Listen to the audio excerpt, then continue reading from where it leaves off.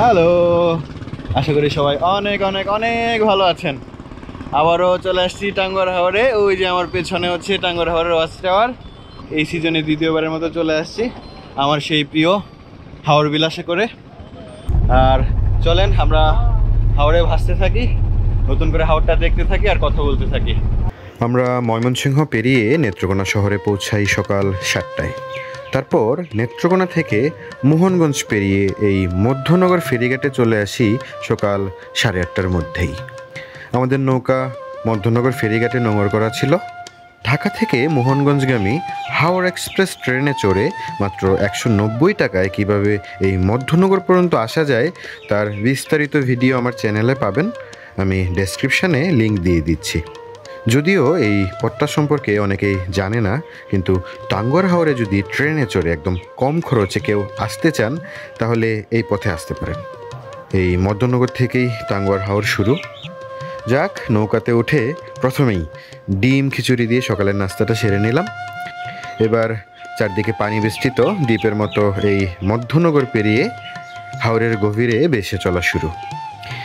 দেখতে দেখতে সকাল 10টার মধ্যেই আমরা চলে এলাম টাঙ্গুয়ার হাওরের ওয়াচ টাওয়ারে। মধ্যনগর ফেরিঘাট থেকে 1.5 ঘন্টার পথ।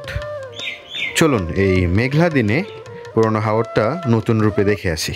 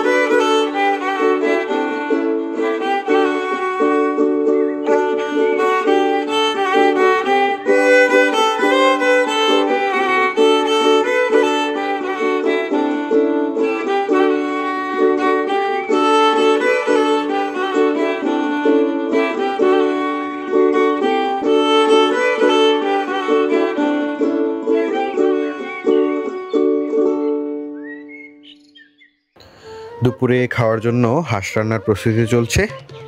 আয়োজন কিন্তু খারাপ না। হাঁসের মাংসের সাথে বড় সাইজের বাইম মাছ, সাথে মাছের ভর্তা, আলু ভর্তা, ডাল তো আছেই। দুপাশের প্রকৃতি দেখতে দেখতে আমরা যাচ্ছি টেকের ঘাটের দিকে। ওয়াচ টাওয়ার থেকে 1.5 ঘন্টার পথ। কয়েক বছরে অনেক বদলে গেছে হাওরটা। এই হাওরকে শাসন করে নির্মিত হচ্ছে বিশাল বিশাল সব ব্রিজ। হাওর দাপিয়ে বেড়াচ্ছে শত শত হাউসবোট। তবে যাই হোক না কেন, হাওরের মানুষগুলো যেন ভালো থাকে। আমরা চলে এসেছি টেকের ঘাট। ওই যে দূরে মেঘালয়ের বিশাল বিশাল পাহাড়গুলো দেখা যাচ্ছে, তার নিচেই সারি সারি নৌকা আর নৌকা। এটাই হচ্ছে টেকের ঘাট। আমরা টেকের ঘাট নামবো, তারপর টেকের ঘাট নেমে মোটরসাইকেল ভাড়া করে একে একে আমরা সবগুলো জায়গায় ঘুরবো। প্রথমেই চলে যাব শিমুল বাগান, তারপর বারেকটিলা, লাকমাছড়া, নীলাদ্রি লেক হয়ে আবার আমরা সেই নৌকায় ফিরে আসবো। তো চলেন আপনাদেরকে নিয়ে আমরা সবগুলো জায়গায় ঘুরে দেখি।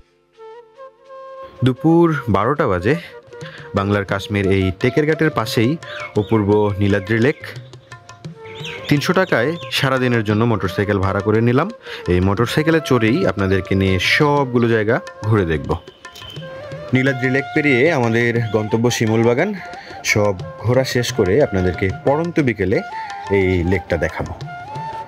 একপাশে মেঘালয়ের বিশাল বিশাল পাহাড়, একপাশে দিগন্ত জোড়া ফসলের মাঠ। তার বুক চিরে পিচডালা পথ ধরে আমরা ছুটে চলছি শিমুল বাগানের দিকে। মেঘালয়ের এই বিশাল বিশাল পাহাড়গুলো মেঘে ঢেকে আছে, দেখতে কিন্তু দারুণ লাগছে।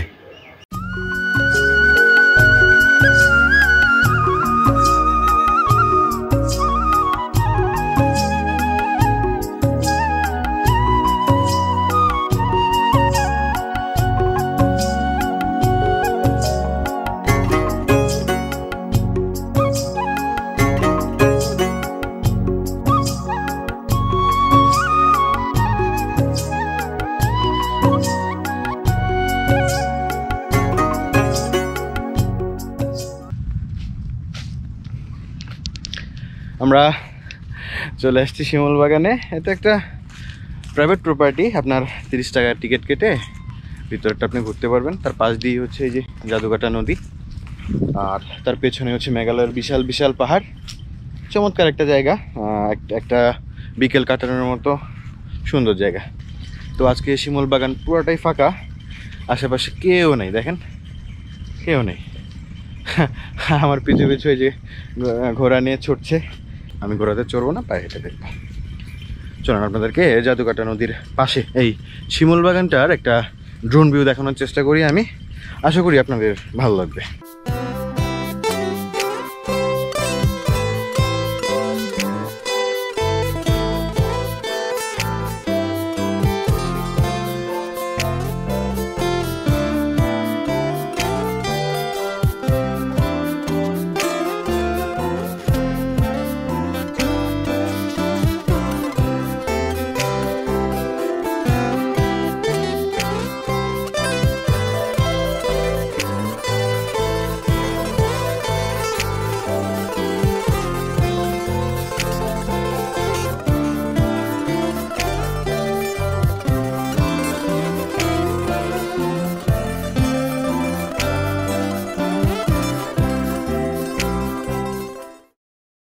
আজকের আকাশটা দেখে আমার খুব মন খারাপ হয়ে যাচ্ছে।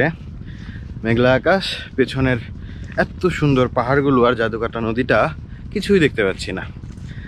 হয়তো খুব ভালো ড্রোন ভিউ আপনাদেরকে দেখাতে পারিনি। আর এই শিমুল বাগান থেকে আমরা এখন যাব হচ্ছে বারেক টিলার দিকে।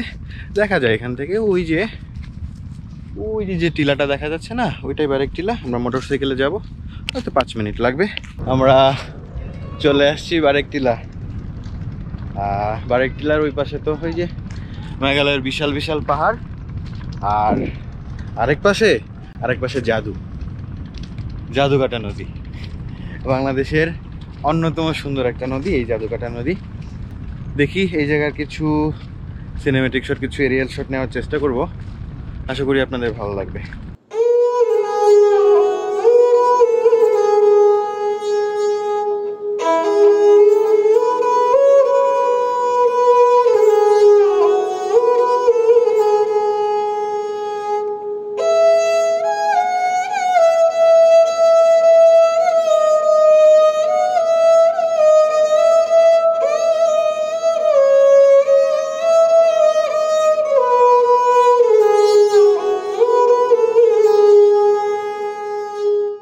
আজকে দিনটাই ভালো যাচ্ছে না, মানে যেরকম আশা করে এসেছিলাম ভিউ পাবো তেমন পাচ্ছি না।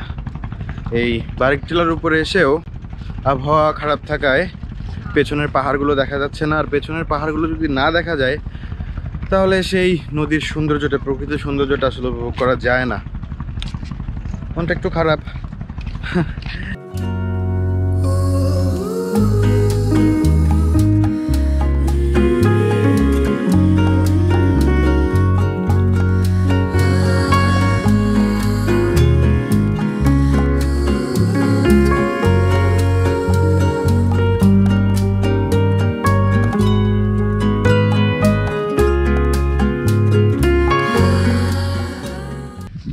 এখন আছি হচ্ছে নতুন একটা স্পটে, এটাকে বলে সাদা পাথর।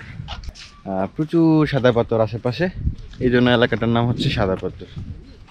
এই যে পেছনে যা দেখছেন সব পাথর আর পাথর, সাদা কালারের পাথর। চলেন আপনাদেরকে একটু হেঁটে ঘুরিয়ে নিয়ে আসি।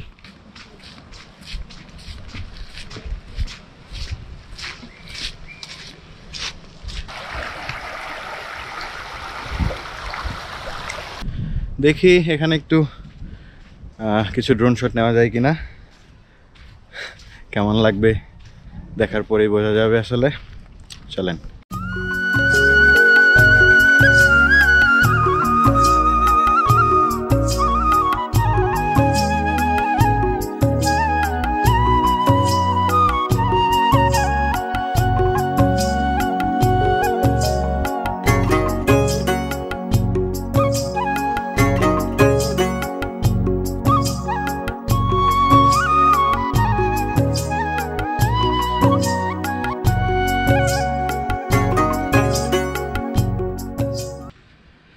তো কেমন লাগলো সাদা পাথর?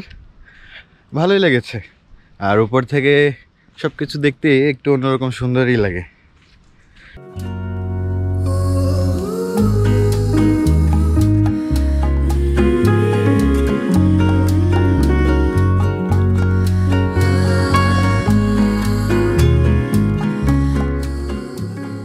টেকেরঘাট থেকে বারিকটিলার দিকে যাওয়ার পথে বা বারিকটিলা থেকে টেকেরঘাট ফেরার পথে ওই বড় পাথর বা সাদা পাথর যেটাই বলি না কেন, সাদা পাথর পার হওয়ার পরে এখানে একটা শুল্ক স্টেশন আছে।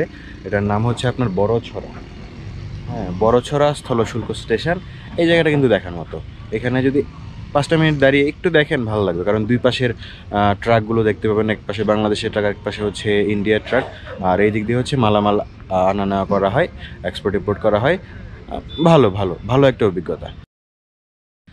চলে আসছি লাকমাছড়ায়। ওই যে পিছনে যে পাহাড়গুলো দেখতে পাচ্ছেন, সেগুলো হচ্ছে মেঘালয়ের পাহাড়। চমৎকার চমৎকার চমৎকার।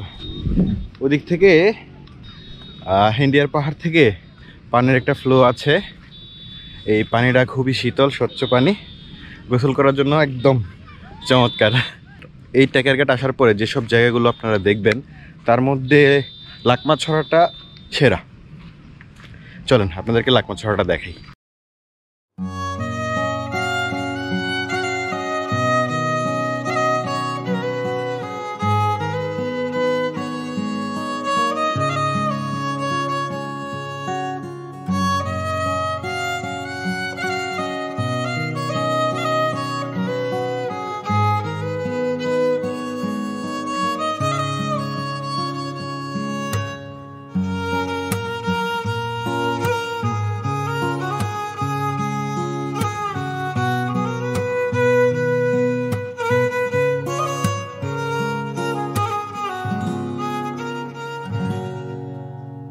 আমরা সব ঘোরা শেষ করে যখন নীলাদ্রি লেক বা শহীদ সিরাজ লেকের সামনে এলাম, তখন বাজে প্রায় 4টা। এবার ফেরার পালা। চলেন ফেরার আগে আপনাদেরকে লেকটা দেখাই, আর সেই সাথে টেকেরঘাটকে কেন বাংলার কাশ্মীর বলি সেটাও দেখে নেন।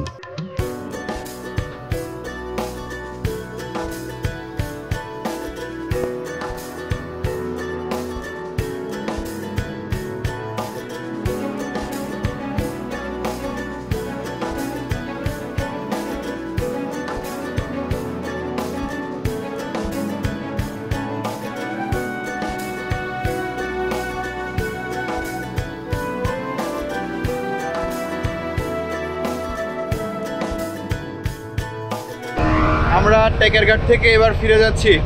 ওই পিছনেই বাংলার কাশ্মীর টেকেরঘাট। আমরা ফিরে যাচ্ছি। আমরা এবার এই নৌকা নিয়ে সরাসরি চলে যাব হচ্ছে মধ্যনগর। আর আপনাদেরকে হয়তো খুব এই দৌড়াদৌড়ির মধ্যে খুব ভালো ভিউ সবগুলো জায়গার আমি দেখাইতে পারি নাই। আর সবচেয়ে বড় বিষয়, আজকে আকাশটা একটু মেঘলা ছিল, যে কারণে খুব ভালো ক্লিয়ার ভিউ আমি পাইনি। তারপরে যতটুকু পেয়েছি আশা করি আপনাদের ভালো লাগবে। একদিনে মধ্যনগর থেকে মধ্যনগর সকাল দুপুর 2 বেলা খাবার সহ আমাদের 15 জনের খরচ হয়েছে কম বেশি 30,000 টাকা। আজকে ছুটির দিন ছিল। ছুটির দিন পর্যটকদের চাপ অফ সিজন অন সিজন ভেদে ভাড়া কম বেশি হয়। আমি নৌকা মালিকের নাম্বার ডেসক্রিপশানে দিয়ে দিচ্ছি, ওনার সাথে কথা বলে ভাড়াটা ঠিক করে নিতে পারবেন।